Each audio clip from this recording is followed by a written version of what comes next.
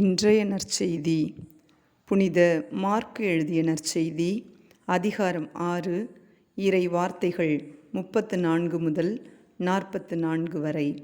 அக்காலத்தில் இயேசு படகிலிருந்து கலிலேயா கடற்கரையில் இறங்கியபோது பெருந்திரளான மக்களை கண்டார்.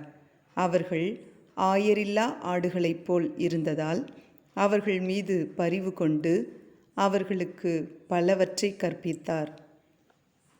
இதற்குள் நெடுநேரம் ஆகிவிடவே சீடர் அவரிடம் வந்து, இவ்விடம் பாலை நிலம் ஆயிற்றே, ஏற்கெனவே நெடுநேரம் ஆகிவிட்டது. சுற்றிலுமுள்ள பட்டிகளுக்கும் ஊர்களுக்கும் சென்று உண்பதற்கு ஏதாவது அவர்களே வாங்கிக் கொள்ளுமாறு நீர் மக்களை அனுப்பிவிடும் என்றனர். அவர் அவர்களிடம், நீங்களே அவர்களுக்கு உணவு கொடுங்கள் என்று பதிலளித்தார். அவர்கள், நாங்கள் போய் 200 தெனாரியத்திற்கு அப்பம் வாங்கி இவர்களுக்கு உண்ணக் கொடுக்க வேண்டும் என்கிறீரா என்று கேட்டார்கள். அப்பொழுது அவர், உங்களிடம் எத்தனை அப்பங்கள் இருக்கின்றன? போய் பாருங்கள் என்று கூற, அவர்களும் பார்த்துவிட்டு, 5 அப்பங்களும் 2 மீன்களும் உள்ளன என்றார்கள்.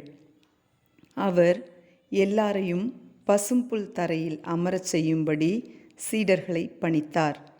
மக்கள் 100 பேராகவும் 50 பேராகவும் வரிசை வரிசையாய் அமர்ந்தனர்.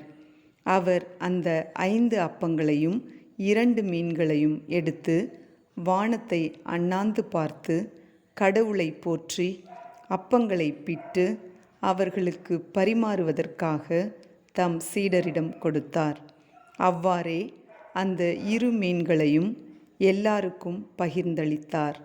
அனைவரும் வயிறார உண்ட பின் எஞ்சிய அப்பத்துண்டுகளையும் மீன் துண்டுகளையும் 12 கூடைகள் நிறைய எடுத்தனர். அப்பம் உண்ட ஆண்களின் தொகை 5000. இது ஆண்டவர் வழங்கும் அருள்வாக்கு. இறைவனுக்கு நன்றி.